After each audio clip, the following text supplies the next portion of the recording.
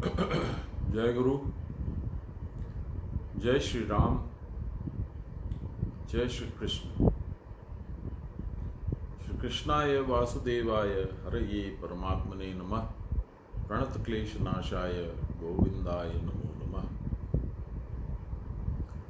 दुर्गे स्मृता हरसि भीतिमशेष जंतो स्वस्थै स्मृता मतिमतीव शुभां ददासि। दारिद्र्य दुःख भयहारिणि का त्वदन्या सर्वोपकार करणाय सदार्द्र चेताम्। आज विजयदशमी का दिन है और नवमी सुबह में समाप्त हुई। और विजयदशमी के कई अर्थ हैं। उसमें एक अर्थ ये है, यदि शब्दों को थोड़ा घुमा दिया जाए, विजयदशमी की जगह हम लोग यदि दशमी विजय कहें तो दशमी बुराई यानी दसों इंद्रियों के 10वीं इंद्रिय के ऊपर विजय। आखिरकार जो हम लोग बात करते हैं कि नवरात्र जो है वो अल्टीमेटली दशमी में, विजयदशमी के उल्लास में मनाया जाता है। बुराई के ऊपर भलाई की, अच्छाई की विजय का उत्सव है ये। अंधेरे के ऊपर उजाले का उत्सव है ये। और हम लोग जो लास्ट में जब गीता पाठ समाप्त करते हैं, जो स्तुति गाते हैं, असतो मां सद्गमय तमसो मां ज्योतिर्गमय मृत्योर्मा अमृतम गमय। विजयदशमी भी वही है। क्रिया का समापन जो है वह भी एक तरह से विजयदशमी है। देवी ने कहा ही है चंडी में, योमाम जयति संग्रामे यो मे दर्पम व्यपोहति यो मे प्रतिबलो लोके समे भरता भविष्यति। मार्कंडे ऋषि देवी के मुंह से ये कहलवा रहे हैं इसलिए कि वो चाहते हैं कि आप उतना ही पुरुषार्थ, उतनी ही शक्ति, उतना ही प्रयास करके, और जो अविद्या रूपी देवी हैं, जो हम लोगों को बांध के रखी हैं, देहात्म बोध में डुबा के रखी हैं, उनके ऊपर हम लोग विजय पा करके और उनको प्रसन्न करके उनको विद्यादायिनी, मोक्ष प्रदायिनी देवी बनाएं। और वो खुश हैं उसमें बनने में, वो चाहती हैं कि इस तरह का हो। और हमारे गुरु महाराज भी यही चाहते हैं। आप अभी तक अज्ञान अंधकार में भटक रहे थे, महाराज ने आके कृपा करके आपको रास्ता बताया। उस रास्ते में चलने में भी आपको असुविधा हो रही थी, अंधकार घना था। धीरे धीरे हाथ पकड़ के कुछ दूर भगवान गुरु महाराज ले गए और हम लोग फिर अल्टीमेटली प्रकाश में निकले। यही विजयदशमी है। आप देखिए, रावण क्या था? 10 इंद्रियों से संसार को व्यवहार करने वाला। आज भी रावण का कहीं अंत नहीं है। बहुत सारे रावण हम लोग के अगल बगल में दिखते हैं, दूर दराज में भी दिखते हैं। उनको मारेगा कौन? अ उ म, अकार उकार मकार, ये तीनों मिला के प्रणव होता है, यानी भगवान। इसमें जो ऊ है वह भगवत शक्ति का एक प्रतीक है। उसको कहते हैं नारायण शक्ति, ऊ। इसीलिए ऊ म अ, ये कॉम्बिनेशन, परम्यूटेशन एंड कॉम्बिनेशन करिए तो उमा रूपी शक्ति होती है। ऊ को यानी नारायण शक्ति को हम लोग नर शक्ति के साथ यदि जोड़ दें, नारायण शक्ति को रिप्लेस कर दे, जोड़ नहीं दे, तो क्या होगा? रंग बीज, तेजस तत्व। ये तेजस तत्व क्या है? नर की अपनी भगवत प्रदत्त शक्ति है। ये भगवत प्रदत्त शक्ति का नाम क्या है? भगवत प्रदत्त शक्ति का नाम है रंग बीज, अग्नि तत्व, और मणिपुर चक्र में ये रहती है, और इसको हम लोग तेजस तत्व बोलते हैं।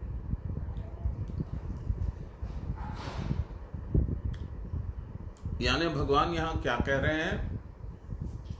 मैं तेरे अंदर हूं, मुझ में वो ऐसी ही शक्ति है जो तेरे अंदर भी है, तो तू अपनी शक्ति को ऊर्ध्व में ले जा। अयोध्या में, इसका नाम अयोध्या भी है, काशी भी है, बहुत कुछ है। अयोध्या में ले जा, वहां अकार और मकार के साथ मिला, तब क्या होगा? र के साथ अकार मिला तो रा हुआ, और मकार जुड़ गया तो राम हो गया। यानी भगवत शक्ति जो तेरे अंतर्निहित है, तेरे अंदर है, ये भगवत शक्ति क्या करेगी?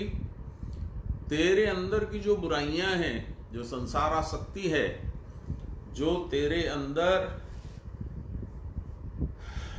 वृत्तासुर बैठा है, वृत्तियों को धारण करने वाला असुर, उसको मारेंगी ये शक्तियां। इसीलिए राम को, ये कहाँ रहती हैं?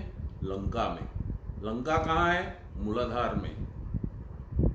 तो राम को जाना पड़ा लंका में, क्या करने के लिए? दो काम करने के लिए।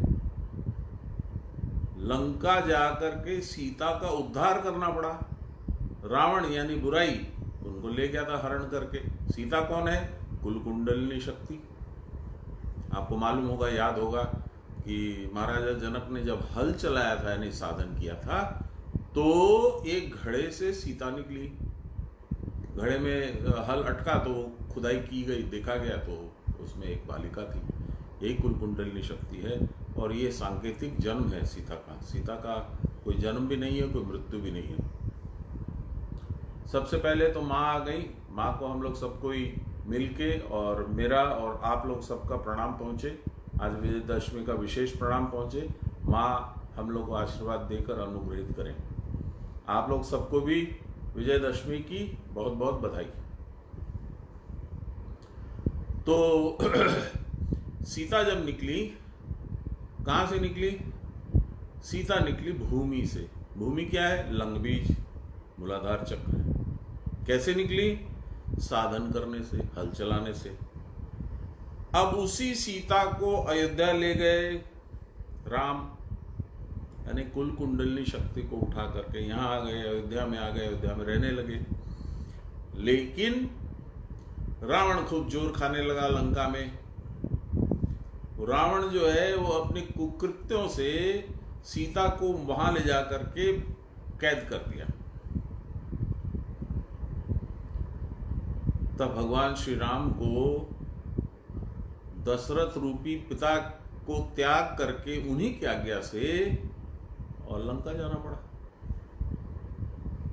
और लंका जा करके आप लोगों को सबको मालूम है, नाभि में बाण मारा। नाभि में क्यों? अभी मैंने बताया कि बुराई और अच्छाई दोनों तेजस तत्व से ही पनपती है। राम की अच्छाई, क्योंकि वो अयोध्या चले गए इसलिए वो भगवत तुल्य हो गए, और रावण की बुराई लंका में चली गई इसलिए वो राक्षस हो गया। तो ये राक्षस भी आपके अंदर है, राम भी आपके अंदर है। तो ऐसे राम ने ऐसे रावण का वध किया। ये है अयोध्या की कहानी, ये है रावण की कहानी, ये है रावण के उद्धार की कहानी, और ये है सीता के उद्धार की भी कहानी। तो अद्भुत है, हम लोगों के शास्त्र अद्भुत है। ऐसे शास्त्र विश्व में किसी दूसरी जगह आपको नहीं मिलेंगे। इनका उचित मूल्यांकन करने वाला अब उंगलियों पे गिना चुना है। मुझे ये सब कुछ नहीं मालूम था, आज भी कितना मालूम है ये संशय है। वो भेज देते हैं ऊपर से, यहाँ पे बुद्धि में कुछ घुसा देते हैं और मुंह से बुलवा देते हैं और अपने छिप करके हंसते हैं। ये मेरे मालिक का खेला है। आज जो थोड़ा बहुत हम लोग आनंद पाते हैं गीता पाठ करके, भगवत कथाएं सुन के, प्रभु की लीलाओं को सुन के, वो सब उनकी कृपा है। ये पूरी गुरु पंक्ति की कृपा है। तो आज हम लोग मना रहे हैं कि बुराई पे जो अच्छाई का राज्य हुआ, बुराई का जो वध हुआ, वो हम में से प्रत्येक में और मनुष्य मात्र में, सब में इस तरह का युद्ध हो और बुराई हार जाए, अच्छाई स्थापित हो जाए। तब क्या होगा? राम राज्य का स्थापन होगा।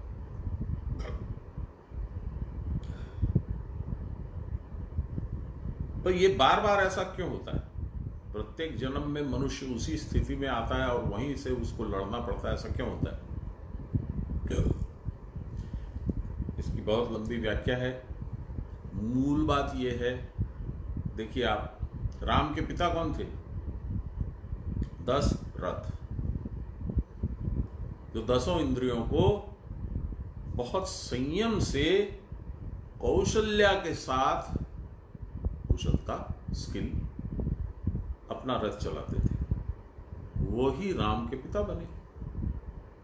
यानी जो जीव आत्मा अपने चित्त बुद्धि अहंकार को वशीकृत करके, अपनी इंद्रियों को संयमित करके कुशलता पूर्वक क्रिया करेगी, उसके राज्य में राम आएंगे, राम प्रकट होंगे।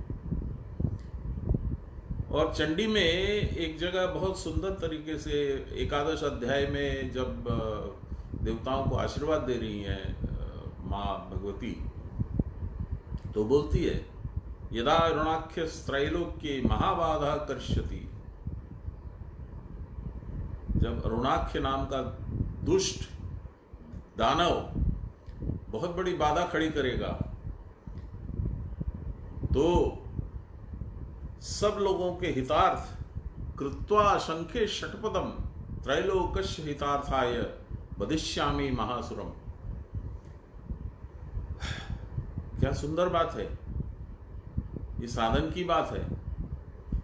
यदा ऋणाख्य त्रैलोक्ये महाबाधा करिष्यति। देखिए, मुझे फिर रोमांच हो रहा है, बाबा की बहुत बड़ी कृपा है। यदा ऋणाख्य त्रैलोक्ये महाबाधाम करिष्यति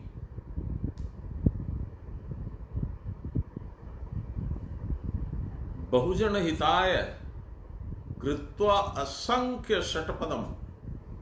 मैं जो जन कल्याण के लिए, लोक कल्याण के लिए असंख्य षटपदम क्रिएट करूंगी। षटपदम माने 6 पैरों वाले। ये कौन से 6 पैर हैं?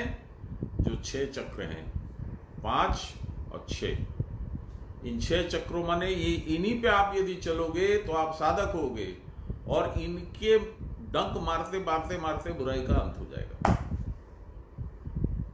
तो आप किसी भी शास्त्र को, किसी भी शास्त्र में प्रसंग को देख लो, बात यही है, अच्छाई की बुराई पे जीत।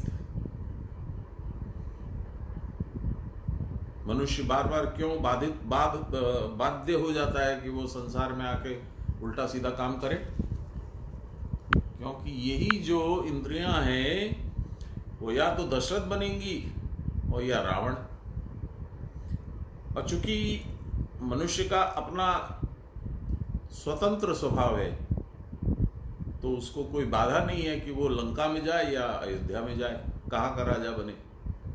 और इसलिए जो वशीभूत हो जाता है, जो आंखों से देख के उसी में मग्न हो जाता है, कान से सुन के उसी में मग्न हो जाता है, कुछ खा के उसी में मग्न हो जाता है, ऐसा जो आदमी अपनी आसक्ति के वशीभूत हो जाता है, वह रावण बन जाता है। इसके विपरीत दशरथ हैं, आप लोगों सबको मालूम है, इसको ज़्यादा लंबा खींचने की जरूरत नहीं है। तो भगवान ने इसका उपाय क्या किया, हम लोगों को मालूम है। राम अवतार ने क्या किया, बाकी 10 अवतारों, 9 अवतारों ने क्या किया, कृष्ण अवतार ने क्या किया, वो सब मालूम है।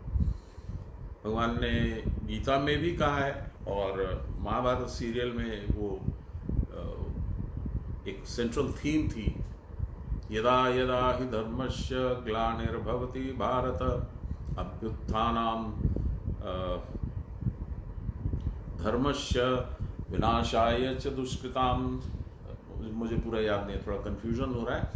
तो विनाशाय च दुष्कृतां परित्राणाय साधूनां धर्म संस्थापनार्थाय संभवामि युगे युगे। जब जब धर्म का नाश होता है, ग्लानि होती है, मुझे आना पड़ता है, और आकर के मैं क्या करता हूँ, परित्राणाय साधूनाम, जो पीड़ित हैं, दुखी हैं, भगवान का मार्ग पे चलना चाहते हैं पर उनको बहुत प्रताड़ना सहनी पड़ती है, ऐसे लोगों को मैं संबल देता हूँ। विनाशाय च दुष्कृताम, जो दुष्कर्म करने वाले हैं उनका विनाश, और धर्म को पुनः स्थापन करना। व्हाट इज धर्म? आपका धर्म, आपका स्वभाव एक ही है, वो है अपने वास्तविक स्वरूप का अनुसंधान करना और उसको पाना। यही आपका धर्म है। क्या है ये धर्म? स्वस्वरूपा दर्शन। आप आत्मा हैं, ये मुंह से आपने बोल दिया, मैंने बोल दिया, आपने सुन लिया, हाँ ये तो अच्छी बात है, बहुत अच्छी बात है। उसके बाद आपका वो धर्म है महाराज, और उसको आपको करना है साधन के जरिए। गुरु महाराज इस संसार में आए थे किस लिए? अपने गुरु के आज्ञा से, अपने गुरु के आदेश से आपका मेरा कल्याण करने के लिए। परित्राणाय च साधूनाम विनाशाय च दुष्कृताम धर्म संस्थापनार्थाय। धर्म संस्थापना का क्या मतलब है? धर्म संस्थापना का मतलब है, यदि आप साधन नहीं करते हैं तो आपको साधन देना। यदि आप साधन मिल गया है फिर भी नहीं करते हैं तो आपको सही मार्ग पे लगाना। यदि आप फिर भी सही मार्ग पे नहीं लगते हैं तो आपको बाध्य करना। बहुत से लोग कौतूहलवश, आउट ऑफ क्यूरियोसिटी, साधन ले लेते हैं, और जब उसका शुरू का सब जान जाते हैं तो फिर उसको इग्नोर करते हैं। ये बहुत आत्मप्रवंचना है। ये गुरु को कुछ फर्क नहीं पड़ता है, बाकी किसी को कोई फर्क नहीं पड़ता है, ये आपको खुद को नुकसान दे। तो साधन की बात हो गई, गुरु परंपरा की बात हो गई, आज की विजयादशमी की बात हो गई। आज के जो हम लोग पाठ कर रहे हैं भक्ति योग, उसमें कल 6 और 7 हमने पढ़ा था। 6 था, ये तु सर्वाणि कर्माणि मयि सन्न्यस्य मत्पर अनन्यनैव योगेन मां ध्यायन्तम् उपासते।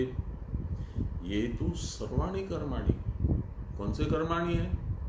5 कर्मेंद्री, 5 ज्ञानेंद्री, इनसे जो जितने तू उल्टे पुल्टे काम करता है, जितनी तेरी उल्टी पुल्टी कामनाएं वासनाएं हैं, या जो तू कर चुका है, वो सारा मेरे चरणों में डाल दे और मेरा परम भक्त बन जा। अनन्य नैव योगेन मां ध्यायन्तम् उपासते। और संसार में कुछ नहीं है, क्योंकि वास्तविक में कुछ है भी नहीं। ऐसा समझकर, ऐसा मानकर, ऐसा जानकर, मां ध्यायन्तम्, मेरा ध्यान कर, उपासते, मेरे बगल में बैठा रहे। 7वें श्लोक में क्या कहा? यदि तू ऐसा कर पाएगा, कैसा? जो 6ठे श्लोक में बताया, तेषामहं समुद्धर्ता मृत्यु संसार सागरात् भवामि न चिरेणार्थ मय्यावेशित चेतसाम।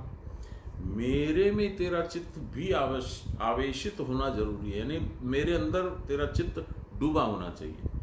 मुझको छोड़ के तुझे और कुछ नहीं नजर आए, ऐसी तू अपनी अवस्था बना ले। तब क्या होगा? ऐसे लोगों का समुचित उद्धार करूंगा मैं मृत्यु संसार सागर से। इस भव सागर को, संसार सागर को, अर्णव को, अर्णव जो अभी काफी चर्चा में है, उसका वास्तविक नाम है अर्णव। सागर, संसार सागर। ये अर्णव रूपी एक नरक भी है, क्योंकि संसार जो है वो नरक के समान है। तो भगवान कहते हैं कि उनसे मैं तेरा, ऐसे संसार रूपी सागर से जहां बारंबार तो मृत्यु को प्राप्त होता है, उससे मैं तेरा इंस्टेंटेनियस, इंस्टेंट कॉफी जानते हैं ना, चम्मच डाला, निकाला, मिलाया, कॉफी तैयार, उस तरीके से मैं उद्धार कर दूंगा। भवामी न चिरेणार्थ, मैं एक क्षण भी नहीं लगाऊंगा, इंस्टेंट उद्धार। लेकिन कंडीशन डाल दिया बहुत सारा। भगवान बहुत होशियार है, इसीलिए बाबा कहते हैं, इसमें सान्याल बाबा ने लिखा है, जे जौन कृष्ण भजन तारा बहु चतुर। जो लोग कृष्ण का भजन करते हैं, जो कृष्ण को ही मानते हैं, वो बड़े होशियार हैं, बड़े चतुर हैं। कैसे चतुर हैं? क्योंकि एक है ही वो भजनीय। आप किसका भजन करोगे? हेमा मालिनी का, माधुरी दीक्षित का? किसका भजन करोगे? धर्मेंद्र का, अमिताभ बच्चन का, सुशांत सिंह राजपूत का? किसका भजन करोगे? ये सब ऐसे रूप हैं जो आज हैं, कल नहीं है। एक कृष्ण ही है जो सदा सर्वदा आपके साथ, आपके अंदर निवास करते हैं। जय जौन कृष्ण भजन तारा बहु चतुर, सान्याल बाबा का उत्तर। इसी श्रृंखला में 6 और 7 हम लोगों ने पढ़ा। मैंने थोड़ा उसके बारे में अपना जो लहरी महाशय का आशीर्वाद मिला था वो भी आप लोगों से चर्चा की। आज हम लोग 8 नंबर श्लोक पढ़ेंगे। 8 नंबर श्लोक में इसी लाइन को कंटिन्यू कर रहे हैं भगवान। अभी 7 नंबर में कहा है, मैया आवेशित चेतसाम, अपना चित्त मेरे में आवेशित रखोगे तो। 8 नंबर में कह रहे हैं, पढ़ते, मय्येव मन आदत्स्व मयि बुद्धिं निवेशय निवश्यसि मय्येव अत ऊर्ध्वं न संशय। लीजिए, और कंडीशंस आ गए। इतना आसान नहीं है। क्यों? इसलिए नहीं है, ये जो भव सागर है, जो मृत्यु सागर है, इसकी निर्माता और इसकी अधिष्ठात्री भगवान की अपनी दुर्गेय, दुर्पूरण, दूर क्या कहिएगा, सब कुछ माया शक्ति है। वो भगवत माया शक्ति है। वो भगवान की शक्ति के साथ ही आपको लड़ना है। कहा था ना, बाबा ने कहा था, गीता में भी है, कि कांटे को निकालने के लिए दूसरा कांटा लगाना पड़ेगा। प्रकृति से लड़ने के लिए खुद प्रकृति को ही लगाना पड़ेगा। तो भगवान कहते हैं कि मुझ में ही मन को स्थिर करो, मुझ में ही बुद्धि निविष्ट करो। अभी तक तो मैया वेशित चेतसाम, चित्त को निवेशित करने कह रहे थे, अभी बुद्धि को भी कह रहे हैं।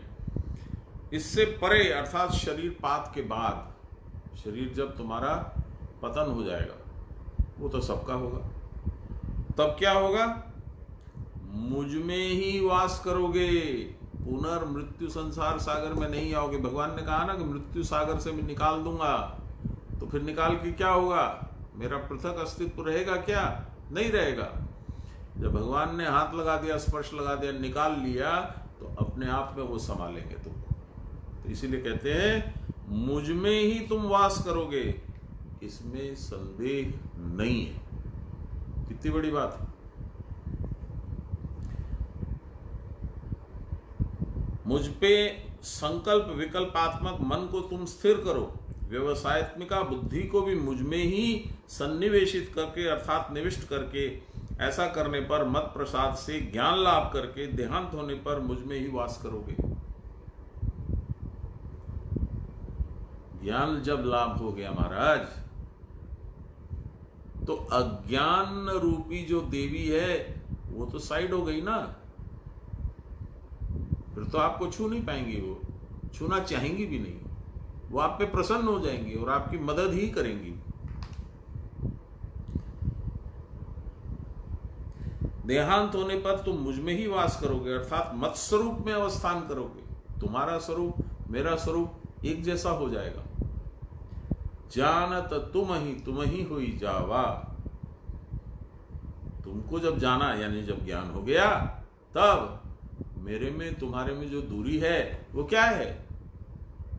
मैं तो तुम्हारा ही स्वरूप हूं, ये भगवान बोल रहे हैं। तुमने अपने आप को अलग कर लिया। मैं ये शरीर हूं जिसका नाम जितेंद्र कुमार अग्रवाल है। मैं धनबाद में रहता हूं, कलकत्ते भी रहता हूं। ऐसा तुमने अपना नाम रूपमय जगत बना लिया। मेरी तो इच्छा नहीं थी, पर तुमने ऐसा कर लिया अज्ञान वश होकर के। अब जब ज्ञान हो गया तो ये जो पर्दा था तेरे मेरे बीच में वो हट गया।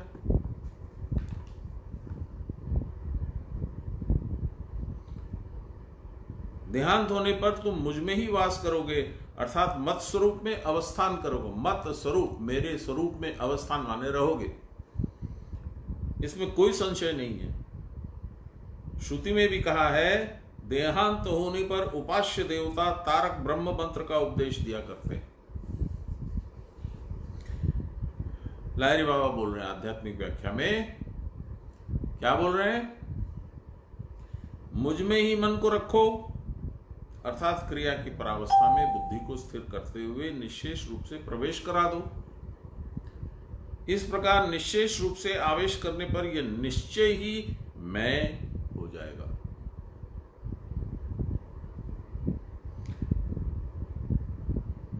तथा ऊर्ध्व में जाएगा, ऊपर। ऊर्ध्व यहां भी है, ऊर्ध्व वहां भी है,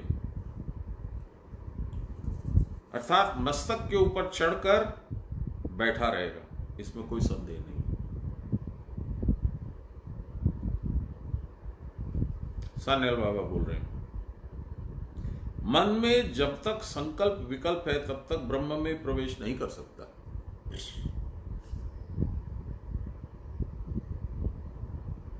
यह मन अति स्थूल है और ब्रह्म अति सूक्ष्म है।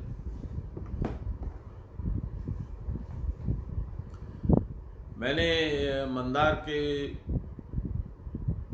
विद्वान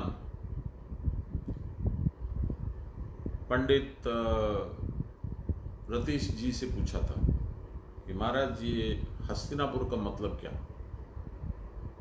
तो बोले मैं आपको कल बताऊंगा, आज थोड़ा मुझे पाठ कर लेने दीजिए। तो उन्होंने अपनी कोई पुस्तक पलटी होगी, खोजा होगा, खोज के उन्होंने बताया कि एक राजा होते थे,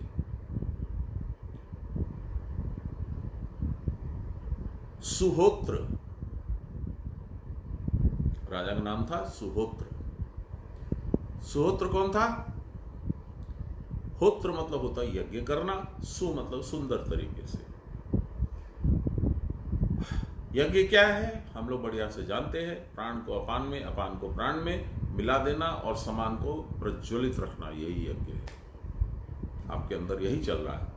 बाबा ने एक बार वो देवघर में सप्तकुंडीय महारुद्र यज्ञ, ऐसा तोरण द्वार वगैरह बना हुआ था, अनाउंसमेंट हो रहा था, हल्ला हो रहा था, सब जगह पोस्टर्स लगे हुए थे। तो मैंने पूछा था बाबा ये क्या है सप्तकुंडीय? बोला वही जो तू रोज करता है, यानी साधन प्राणायाम। तो सुहोत्र का भी मतलब वही है, वह साधक जो सुंदर तरीके से ये यज्ञ करता है। तो वो राजा है, क्योंकि राजा का असली बेटा वही है, उसको मालूम है उस राजा से उसका संपर्क है, तो वो खुद भी राजा है। तो अचानक उसके एक पुत्र उत्पन्न हो गया, यानी मन पनप गया। मन नामक विकृति उसकी चंचलता वश प्रकट हो गई, और वो इतना भारी था, इतना फैला हुआ था कि उसका नाम राजा ने रख दिया हस्ती। और वो जिस क्षेत्र में रहता था उसका नाम पड़ गया हस्तिनापुर, यानी हस्ती जिस जगह रहे वो पुर माने रहने की जगह, निवास स्थान, इसलिए हस्तिनापुर। ये है हस्तिनापुर, ये है मन की कहानी। तो आप देखिए यहां पे मन अति स्थूल है, हाथी के जैसा, और ब्रह्म अति सूक्ष्म है। स्थूल सूक्ष्म में कैसे प्रवेश करेगा? इसके लिए मन को छोटा बनाना पड़ेगा। कबीरदास जी ने इसके बारे में भी एक बहुत सुंदर बात कही है, भक्ति द्वार बड़ा सांकरा। भक्ति में प्रवेश करने के लिए सूक्ष्म छिद्र से अपने आप को पार करना पड़ेगा। भक्ति द्वार बड़ा सांकरा, और नहीं दिखा है, कहां से स्टार्ट है यही नहीं पता चलता है। मन ऐरावत हो ही रहा, हाथी के जैसा हो रहा है आपका मन, किसी विधि बैठे हो जाए, घुसेगा कैसे उसमें? कितनी सुंदर बात बोलते हैं संत लोग, हम लोग सुनते ही नहीं। ठीक है बहुत है, मेरे को बहुत काम है, बाद में बात करूंगा।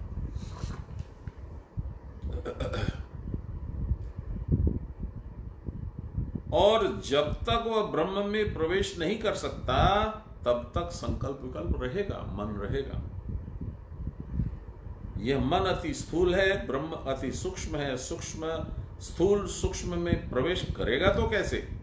इसके लिए मन को सूक्ष्म बनाना पड़ेगा। मन जितना ही निर्विषय होगा उतना ही सूक्ष्म बनता है। डाइटिंग करा दीजिए उसको, उसकी जो प्रिय भोग्य सामग्री है उसके सामने से हटा लीजिए। विषय आसक्ति, संसार, ये सब हटा लीजिए उसके सामने से। विषय को त्याग देगा यदि मन, तो वो सूक्ष्म हो जाएगा। डाइटिंग करते हैं ना हम लोग,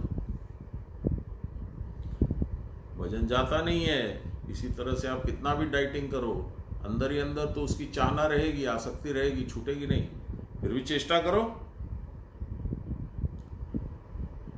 प्राणायाम के द्वारा मन बाहरी विषयों को भूलकर प्राण के साथ तत्व में विचरण करते करते तनुता को प्राप्त होता है। असल और प्रधान उपाय है प्राणायाम। और प्राणायाम जैसे तैसे नहीं, जैसा गुरुदेव ने बताया है वैसा प्राणायाम। पीठ कैसी रखनी, आंख कहाँ रखनी, ठुड्डी कहाँ रखनी, सारा आपको बताया हुआ है, ठीक उसके अनुरूप।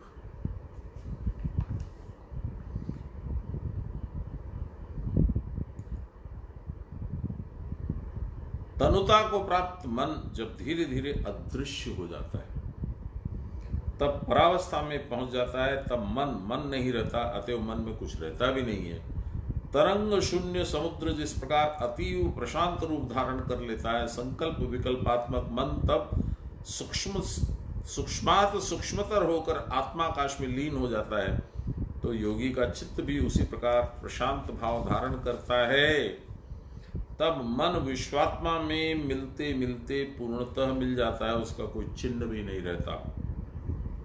यह अवस्था ही है ध्यान।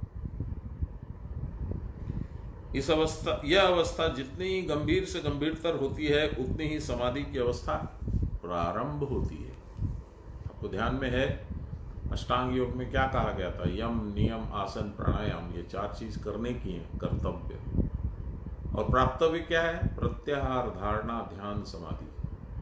तो ध्यान जितना प्रगाढ़ होता चले जाएगा, संसार से जितना आप दूर होते चले जाएंगे, समाधि उतनी आसन्न हो जाएगी, उतनी पास आ जाएगी।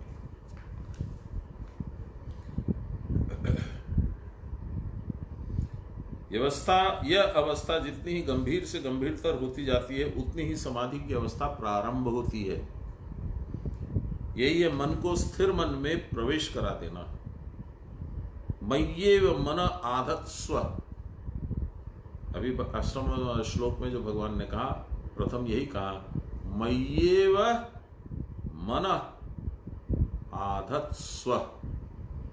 उनके परे मन का स्थिर भाव या एकाग्रता है, जिसको बुद्धि कहते हैं।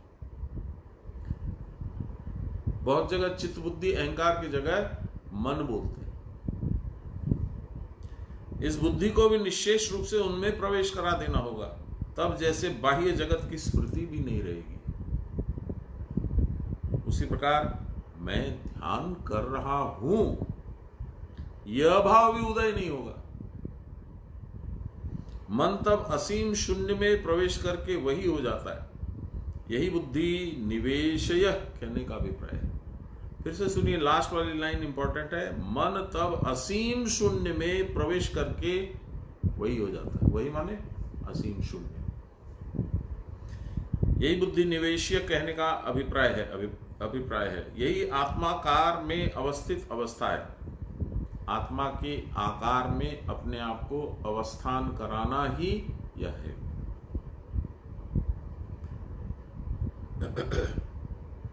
इस अवस्था में रहने पर फिर दर्शन, श्रवण, मनन कुछ भी नहीं होगा। देवताओं की देव मूर्ति भी नहीं दिखेगी। कुछ लोग, यहाँ मैं भी बहुत दिनों तक ये मानता था कि ये बहुत बड़ा नुकसान है। अरे इतना सब कुछ सुंदर सुंदर दिख रहा था, कुछ नहीं दिख रहा है। और बाबा का आदेश था, यह बात जी आगे कहो। और ब्रह्मा विष्णु महेश्वर स्थिति हवे जीते, थूथुर मतन फेले दिए ये आरो एगिए जेते हवे। ये बाबा का आदेश था। और ये द्वितीय अध्याय के 52 या 59 में नंबर थोड़ा कंफ्यूज्ड है, उसमें स्पष्ट लिखा है सान्याल बाबा ने। तो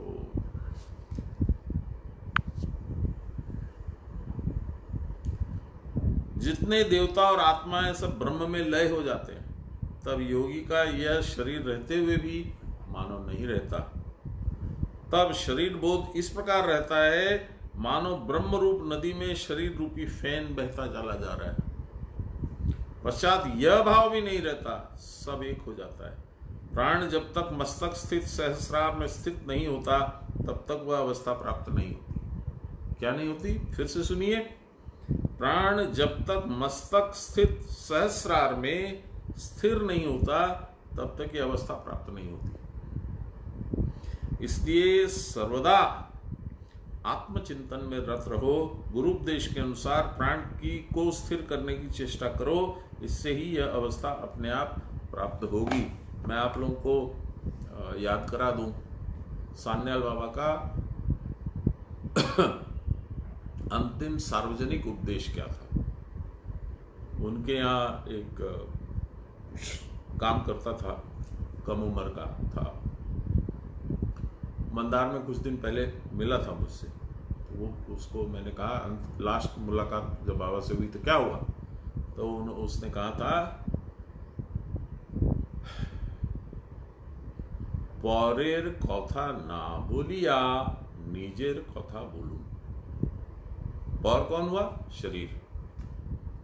निज कौन हुआ? आत्मा। शरीर की और संसार की बातें छोड़ करके आत्मा की बातें करो। পরের সঙ্গে না বসিয়া নিজের কাছে বসো। शरीर और संसार के साथ न बैठकर आत्मा के साथ बैठो। यही यहां बताया जा रहा है।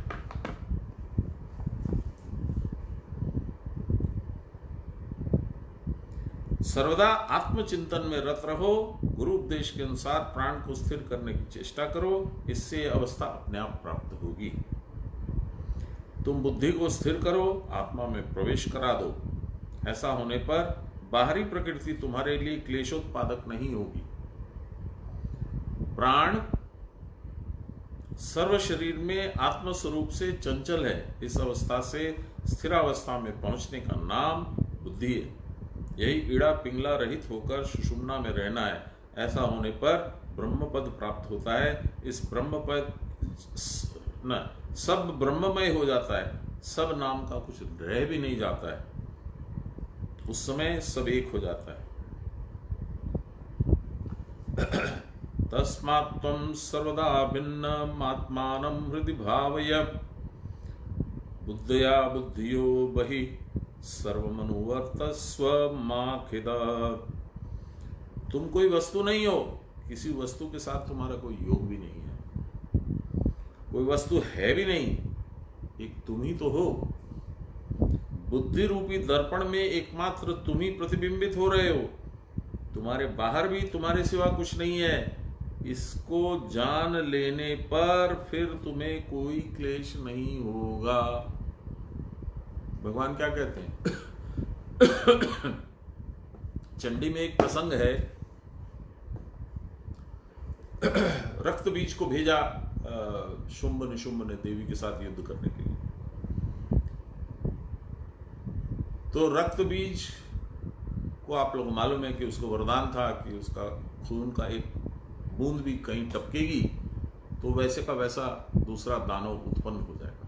ये इच्छा है, रक्त बीज माने इच्छा। तो जैसे जैसे उसके ऊपर आघात होता था देवी जी का, वैसे वैसे 100, 200, 500, 1000 रक्त बीज उत्पन्न हो जाते थे। तब देवी ने अलग अलग अपने रूपों को आवाहन किया कि आप लोग आइए, मुझे मदद कीजिए। कोई खून इकट्ठा करने लगी, कोई खून पान करने लगी, ऐसे सारी देवियां इकट्ठा हो गई।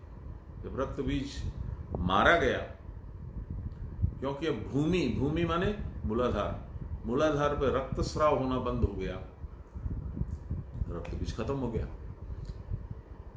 तब उसके बाद निशुंभ आया पहले,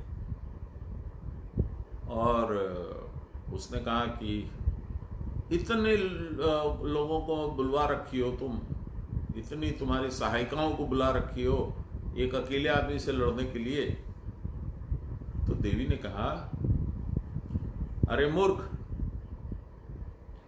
ये कोई नहीं है, ये मैं ही हूं। एको हम द्वितीया का परा, एक मैं ही हूं, दूसरा कौन है मेरे अलावा। ले, तेरे को पसंद नहीं है तो मैं सबको संवरण कर लेती हूं। तो सारी देवी शक्तियों के रूप जो हैं, देवी शक्ति तो एक ही है, सारे रूपों को मां ने अपने अंदर सन्निविष्ट कर लिया और अकेली ने फिर लड़ाई चालू कर दी। ये बार बार इस तरह के जो प्रसंग आते हैं उनसे हम लोग को सीख लेने की चीज है कि एक वो है और उनका अंश तू है, बाकी ये जो कुछ भी तू देख रहा है सब काल्पनिक है।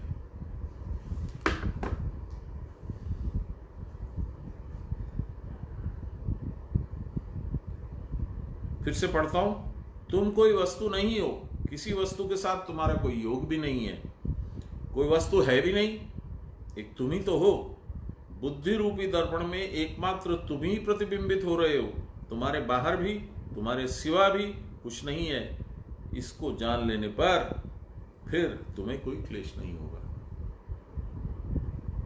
क्रिया करके क्रिया की परावस्था की प्राप्ति होने पर यह निज बोध रूप होता है। निज बोध होने हुए बिना केवल सुनने से काम नहीं चलता। जो अभी हम लोग कर रहे हैं इससे काम नहीं चलेगा। 9वां श्लोक, अथ चित्तं समादातुं न शक्नोषि मयि स्थिरम् अभ्यास योगेन ततो मामिच्छाप्तं धनंजय। हे धनंजय, हे अर्जुन, धनंजय धन तृष्णा को जय करने वाला, यानी विषय तृष्णा को जय करने वाला। अथ यदि मुझ में चित्त को स्थिर करके रखने में तुम समर्थ नहीं होते हो, तब अभ्यास योग द्वारा मुझको पाने की इच्छा करो। प्रथमाभ्यासी साधक जो हैं, जिनको 1 2 साल 5 साल हुए हैं, उनके लिए ये श्लोक परम उपयोगी है। कभी कभी मन में आता है, एक हेय बुद्धि आ जाती है, अरे बाप रे, इतना लंबा रास्ता है भगवान को पाने का, कैसे होगा, मेरे से नहीं होगा। वो फलाना साधक है अच्छा है, वो फलाना साधक है अच्छा है, देखो कितनी देर पूजा करता है, ऐसा करता है वैसा करता है। ये सब मन में किसी से हम लोग नहीं कहते, लेकिन मन ही मन होता है। मुझे तो हुआ था।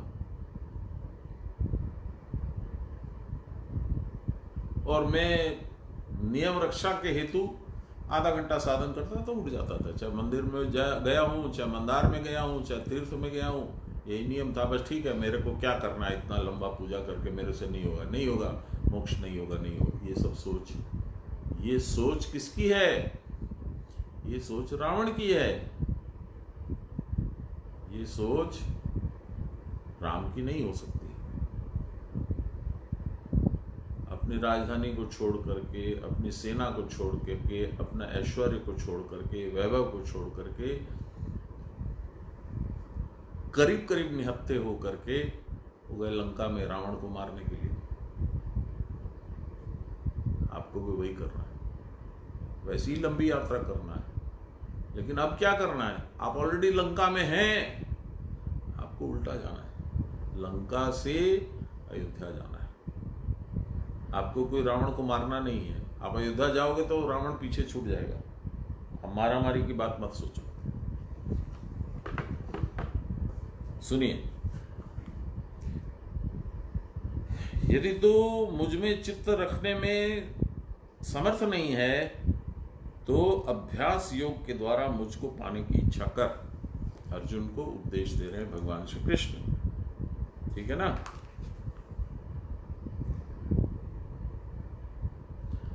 पूर्वोक्त रीति से जो उपासना में अशक्त हैं, नहीं कर पाते, उनके लिए सुगम उपाय बतला रहे हैं भगवान। मैं सुगम उपाय ढूंढने में जब गया तो मैंने देखा कि जो उपाय अब बतला रहे हैं वो और भी कठिन है। इसलिए मैं आपको वार्निंग दे देता हूं कि सुगम, यहाँ लिखा तो है कि सुगम उपाय बता रहे हैं, पर ये बहुत सुगम होगा नहीं। सुगम तो तभी होगा जब आप अपनी बुद्धि को दृढ़ करेंगे कि नहीं, मुझे तो करना है। बाबा यही बोलते थे, either I will gain the victory or I will lose my life in the battlefield. ये बाबा के शब्द है, ऐसे ही बोलते थे। Opportunity comes but once in the lifetime. Grab it in the forelocks of your hands. और ऐसे करके इशारा करते थे बाबा, ऐसे करते थे, grab it in the forelocks of your hand. Either I will gain the victory or I will lose my life in the battlefield. फिर कभी कभी बंगाली में बोलते थे, कोरबो नाले मोरबो,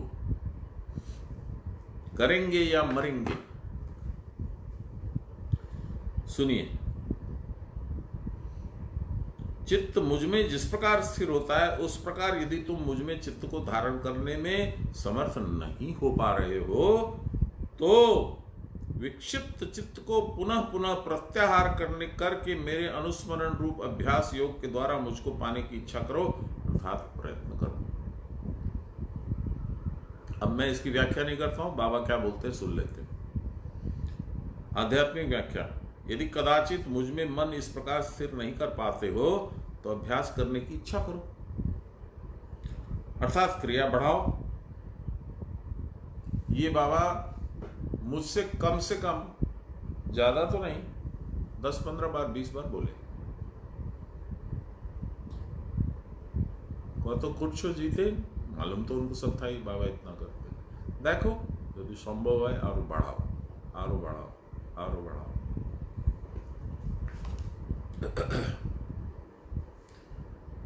भगवान में मन और बुद्धि को निविष्ट कर देना कठिन साधना है। सबको इतना सामर्थ्य नहीं हो पाता है। चित्त के प्रमादवश सूक्ष्म विषय में मन को बहुत देर तक रखना सबके लिए साध्य होना असंभव सा है। प्रमादवश अपने कल्याण को न जान के अकल्याण की तरफ अग्रसर होना, यही प्रमाद है।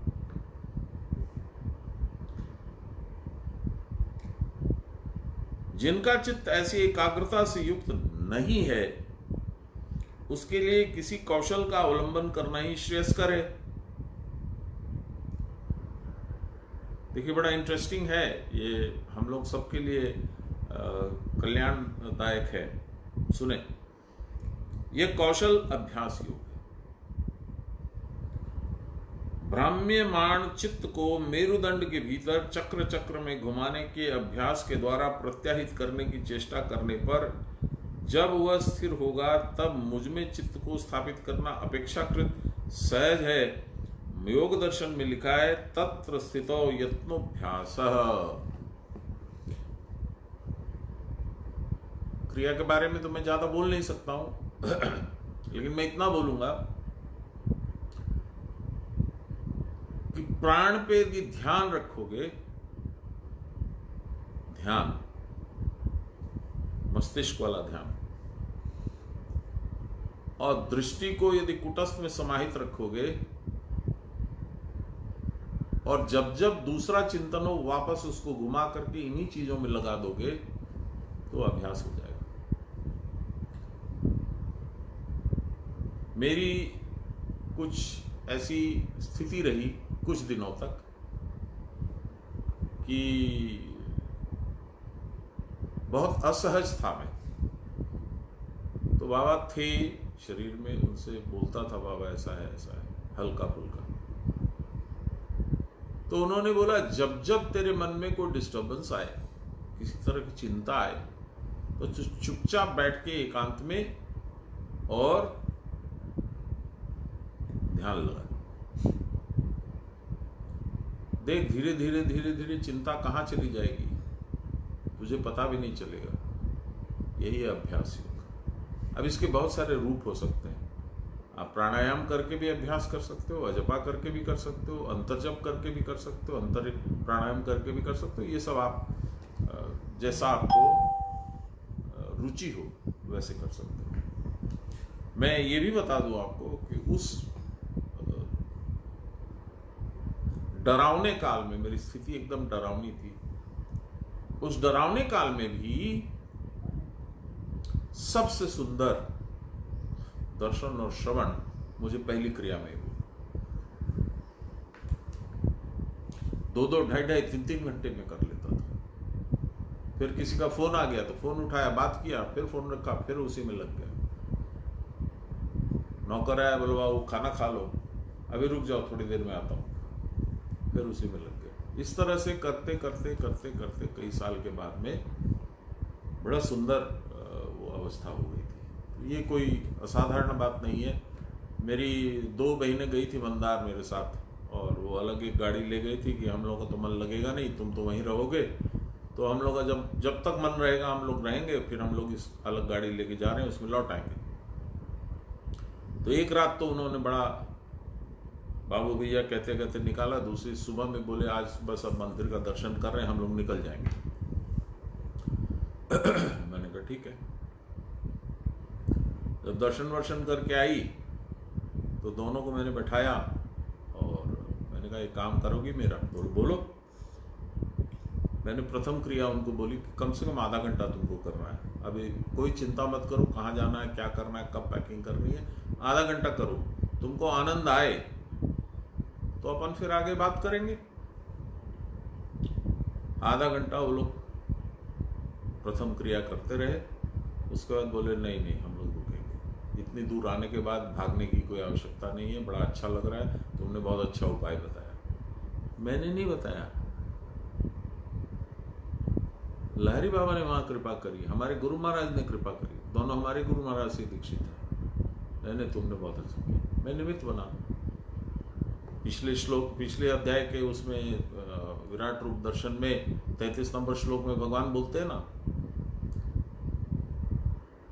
मैंने इनको मार रखा है, निमित्त मात्र भव सभ्य साचिन। तो ऐसा ही कुछ हुआ और वो फिर 3-4 दिन रुकी। तो ये चित्त का एक आवेग रहता है कि मेरे से नहीं होगा, मेरे से नहीं होगा, मेरे से नहीं होगा, नहीं बस बहुत है, मैं बहुत सामान्य हूँ, मैं संसारी हूँ, मेरे को ये है, मेरे को वो है। वो लोग बहुत पहुंचे हुए हैं, वो लोग बहुत महान है। कोई महान नहीं है, कोई पहुंचा हुआ नहीं है, कोई गिरा हुआ नहीं है, सब भगवान का अंश है। क्यों नहीं होगा तुमसे? उस तरह सोचना तो प्रारंभ करो। इसीलिए भगवान कह रहे हैं कि अभ्यास करो।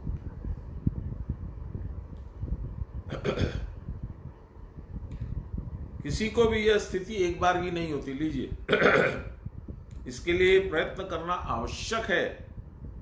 क्रिया करते करते किसी समय मन ऐसा स्थिर हो जाएगा मानो कहीं सरकना ही नहीं चाहता, परंतु सदा वैसा रहेगा नहीं।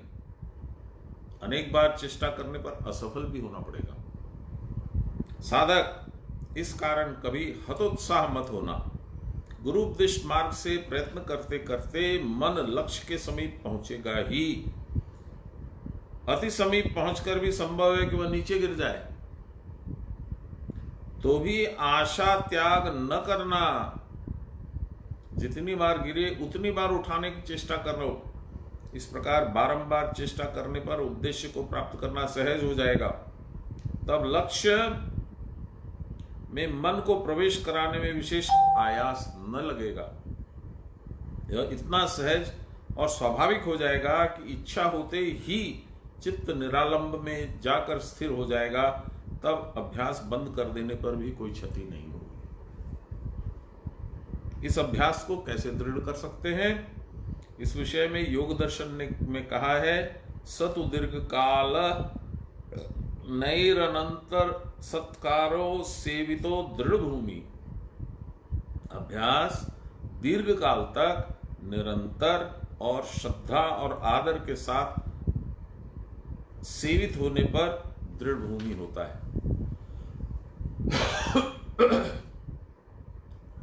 अल्पकाल साधना करके ज्ञान लाभ करना दुष्कर है। यदि ऐसा न होता तो भगवान क्यों कहते, बहुनाम जन्म मानन्ते ज्ञानवान माम प्रपद्यते। क्या मतलब, बहुत जन्मों तक मेरी पूजा करी है इन्होंने, तब जाके ज्ञानवान हुए हैं।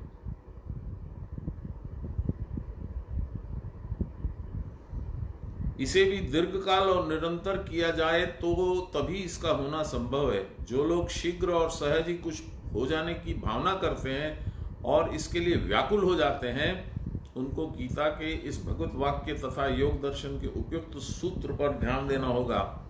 भगवान भी सर्वेषु कालेषु स्मरण करने की बात कहते हैं। 8वें अध्याय का है ये।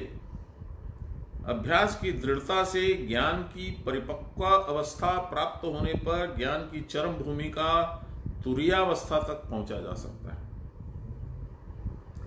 अभ्यास करते करते जैसे जैसे वृत्तियों का निरोध होता जाता है, वृत्तासुर क्षीण होता जाता है, वृत्तासुर की बीमारू स्थिति होती जाती है, तब क्या होता है,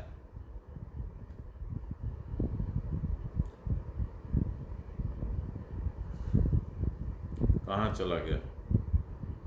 अभ्यास करते करते जैसे जैसे वृत्तियों का निरोध होता है, वैसे वैसे चित्त की तनु मानसा संपादित होती जाएगी। तनु मानसा,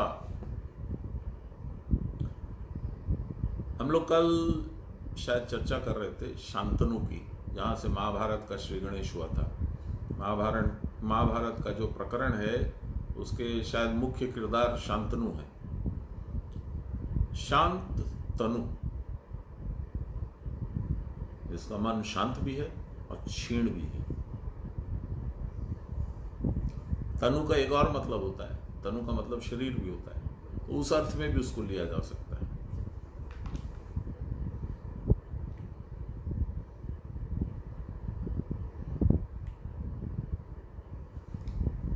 ऐसी क्षीण चित्तता से ही योग की चतुर्थ भूमि सतापत्ति अवस्था प्राप्त होती है। सतापत्ति अर्थात ब्रह्म में स्थिति। स्वर्गीय लाहिड़ी महाशय ने इसको अटके रहना कहा है। क्रिया की परावस्था का सूत्रपात यहीं से होता है। सत्ता जो आत्मा है, जिसमें चराचर समस्त विश्व प्रतिष्ठित रहता है, उस सत्ता रूपी ब्रह्म वस्तु की प्राप्ति ही सत्तापत्ति नाम से अभिहित होती है। अतएव कहने की आवश्यकता नहीं है कि इस अवस्था को प्राप्त करने के लिए दीर्घ काल और निरंतर अभ्यास करना होगा। कितना दीर्घ काल, कितना 10 घंटा, 15 घंटा, 20 घंटा, कितना? मैंने ये प्रश्न बाबा से पूछा था। बाबा आपने जो बता दिया, जो क्रिया आपने एडिशनल मुझे दे दी, तो मुझे तो लगता है कि मैंने अपना कैलकुलेशन किया कि 3 घंटा लगेगा बाबा रोज। तो इसमें से सोच समझ के कुछ काट छाट करके इतना बताइए जितना मेरा जो गृहस्थी का काम है, यानी संसार का काम है, वो भी चलता रहे। तो बाबा बोले 24 घंटा भगवान को तुम बाईपास करके संसार का काम करोगे? बोला नहीं, आशय उसका ये था, मुंह से नहीं बोला उन्होंने। 24 घंटा का मतलब क्या है? आप एक आसन पे 24 घंटा नहीं बैठ सकते हो, राइट? तो ऐसा अभ्यास करो कि प्रथम क्रिया होती ही रहे। जब भी आप कुछ भी काम करो तो वो क्रिया चलती रहे। हो गया काम। स्मरण करना है, ध्यान करना है, हो जाएगा। ऐसे तिवारी बाबा ने लिखा है, वो योगामृत बोल करके पटना से छपती है किताब, उसमें उन्होंने उनका एक वक्तव्य छपता है जिसमें उनका सिग्नेचर भी है। उन्होंने कहा कि 3 घंटा नियमित यदि तुम विधि पूर्वक 6 महीने तक भी साधन करोगे तो ब्रह्म प्राप्ति, ब्रह्म दर्शन हो जाएगा, प्राप्ति नहीं, ब्रह्म दर्शन हो जाएगा।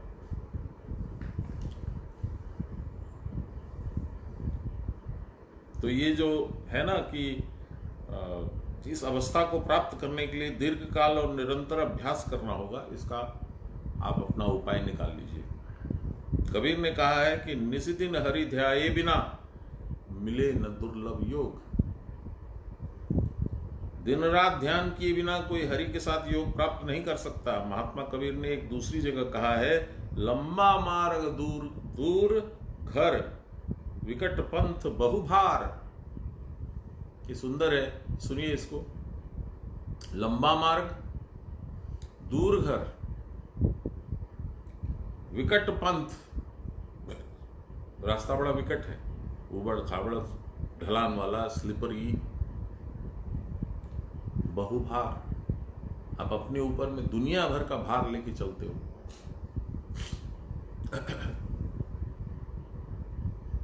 रास्ता लंबा है, घर कितनी दूर है इसका कोई ठिकाना नहीं है, राह भी बड़ी विकट है और कंधे पर बड़ा भारी बोझ है। इस अवस्था में दुर्लभ हरि कैसे मिलेंगे? ईतै रूपायेर यतते यस्तु विद्वान तस्यैव आत्मा विशते महाब्रह्म धाम। जो विद्वान पुरुष इस प्रकार की उपाय का अवलंबन करके प्रयत्न या अभ्यास करता है, उसी का आत्मा या ब्रह्म धाम में प्रवेश होता है। मैं इसी लाइन पे एक जो बाबा का विशेष प्रिय भजन था, जो कृष्णादि के आने पर हम लोगों को सुनने को मिलता था। बाबा के रहने पर जब कृष्णादि आती थी तो बाबा ही अनुरोध करते थे, दीदी वही भोजन टैक टू हुक। ओई जे महाशून्यो आकाश, मिथ्या मेघाधर,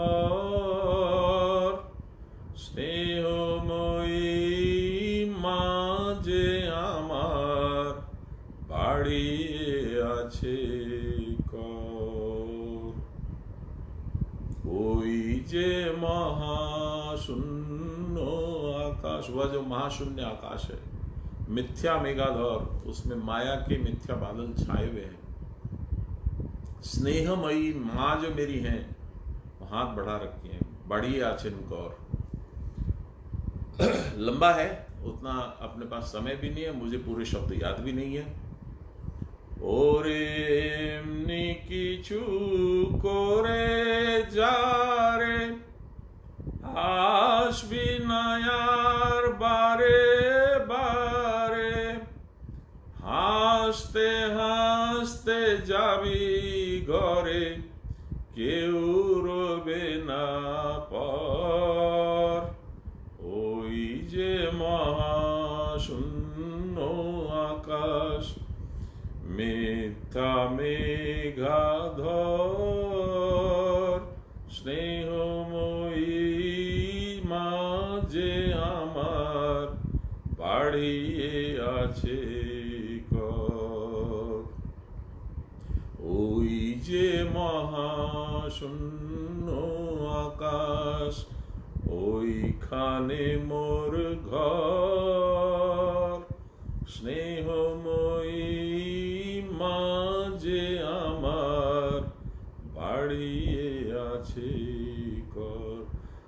ओरे एमनी किछु कोरे जा रे, ऐसा कुछ करके जा इस जीवन से, इस शरीर को त्यागने के पहले। एमनी किछु कोरे जा रे, आशबी ना आर बारे बारे, वापस वापस नहीं आना पड़े।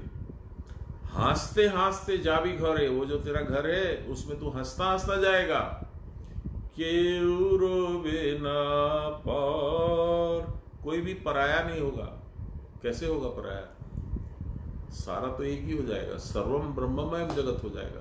ये भाव तेरे अंदर दृढ़ रूप से प्रतिष्ठित हो जाएगा, तब दुख का कारण खत्म।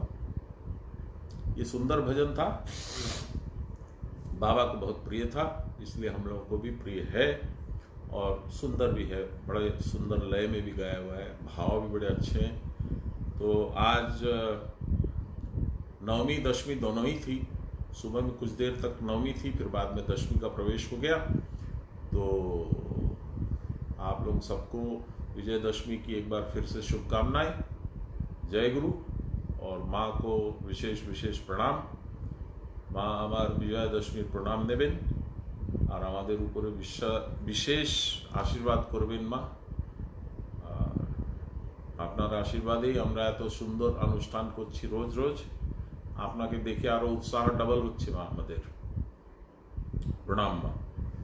শ্রী কৃষ্ণ গোবিন্দ হরে মুরারে রাম নারায়ণ वासुदेव। श्री गुरु चैतन्य हे आत्मदेव। हे मात दुर्गे हर विश्वनाथ। श्री कृष्ण गोविंद हरे मुरारे हे राम नारायण वासुदेव। श्री गुरु चैतन्य हे आत्मदेव। हे मात दुर्गे हर विश्वनाथ। श्री कृष्ण गोविंद हरे मुरारे हे राम नारायण वासुदेव। श्री गुरु चैतन्य हे आत्मदेव। हे मात दुर्गे हर विश्वनाथ। सर्वे भवन्तु सुखिनः, सर्वे सन्तु निरामया, सर्वे भद्राणि पश्यन्तु, मा कश्चित् दुःखभाग् भवेत्। असतो मा सद्गमय, तमसो मा ज्योतिर्गमय, मृत्योर्मामृतं गमय। आविराविमयीधि रुद्रयत्ते दक्षिणां मुखं, ते नमाम पाहि नित्यं। रुद्रयत्ते दक्षिणां मुखं, ते नमाम पाहि नित्यं। बोलिए प्रेम से गुरु महाराज की जय। परम गुरुदेव की जय। परात्पर गुरुदेव की जय। परमेष्टि गुरुदेव की जय। गुरु माता की जय। सब देवन की जय। सब संतन की जय। सब भक्तन की जय। पतित पावन भगवान की जय जय जय। पवन सुत हनुमान की जय। सियावर रामचंद्र की जय। उमापति महादेव की जय। वृंदावन बिहारी लाल की जय। दुर्गा महारानी की जय। श्री श्री श्यामाचरण संघ की जय। हर हर महादेव। जय गुरु। कल मुलाकात होगी।